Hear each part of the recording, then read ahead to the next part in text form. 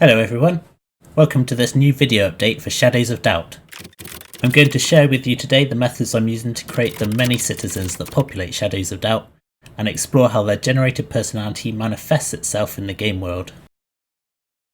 I've always loved games that feel alive outside the player's bubble, whether that's done through a clever use of writing, as in games such as Deus Ex, or whether there's more of a simulation aspect in games such as Skyrim. With Shadows of Doubt, I wanted to see what would happen if you really simulated a world that operated independently of the player. To do that, we need to simulate people. One reason I've been putting off making this video for such a long time is the thought of doing loads of diagrams and graphics to explain things, but I realised I could just use the game's actual corkboard interface instead, so that's what I'm going to do. The very basic attributes of citizens in Shadows are pretty much random within a predefined range, based on some loose real-life statistics. Height, age, ethnicity, gender, sexuality are all generated this way. For the moment I'm using values that equate to a typical Western city, as that's where the game is set. However, we will likely have some different options to choose from with this. I chose a personality model called Hexaco by Ashton and Lee as an attempt to break down personality into variables.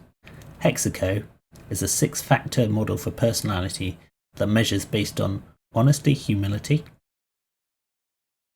emotionality, extroversion, agreeableness, conscientiousness, and openness to experience. I'm not especially familiar with how valid this model is in the world of psychology, but it seemed about right for the complexity of what I wanted to simulate. Once you break down personality like this, all that's needed is 6 random numbers between 0 and 1 for each of these categories, and you suddenly have a basis for a simulated personality.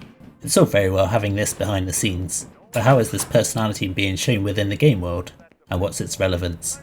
When generating the game's procedural decor about a year ago, I ended up tying the Hexaco personality variables to different colour schemes. Citizens with higher emotionality chose warmer colour schemes for their apartments, for example. While this is an obvious oversimplification of real life, I thought it was a cool little touch to start to apply the simulation to the game, even if it had little consequence to the gameplay. It's a little bit akin to film, in that you're setting up your art direction to inform the viewer through choice of colour and props. However, most of the citizen's personality will be displayed through writing in one form or another, either through notes found by the player or overheard conversations. It became clear that the Hexaco variables alone were too vague a structure to inform the level of generated dialogue that I had in mind. What was needed was something more granular. What I settled on was a trait system that evolved as a tree. What this system does is feature a large variety of different traits that go towards building a more intricate character through categories of personality traits, specific character aspects such as impulsive or optimistic, events that may have happened in the character's past, like father died in war, interests, what the citizen likes doing, like chess or photography, principles, core beliefs that the citizen possesses, like vegan or socialist, afflictions, ailments or medical complications such as asthma, secrets, things a citizen is keeping secret, perhaps they have a secret lover or a serious illness, quirks, habits or miscellaneous traits like pipe smoker or bad breath. These traits are assigned over stages. Each trait picked can affect the chances of the traits being picked after it. The first stage will apply traits that can be weighted based on Hexaco values, or in a lot of cases, completely at random. The next stage will feature traits based on those already chosen, etc, etc. I think it's important to note here that I'm not interested in creating stereotypes. To avoid that, I've set some clear rules about what I can and can't tie to this system. With a lot of things, it's okay just to leave it as completely random. For certain personality traits though, I'm able to find a corresponding set of Hexaco values that would be well suited to that specific trait.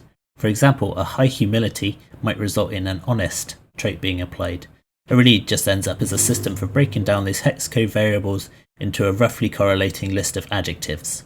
It's important to apply a certain degree of logic too. A citizen can't be friendly and hostile, for example. But as this process advances, you can build a basis for an interesting, multifaceted personality.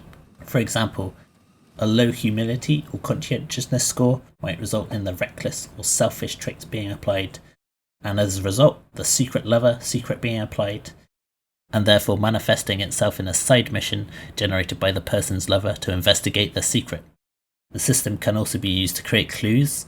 This person could also have a love for chess. They might have met their secret lover at a chess club. This is the kind of detail that we can use in props to make clues. The system can also be used to create some interesting backstory for citizens. Chronic pain could be because someone's an ex-soldier and fought in a war, resulting in medication and a walking stick in their apartment.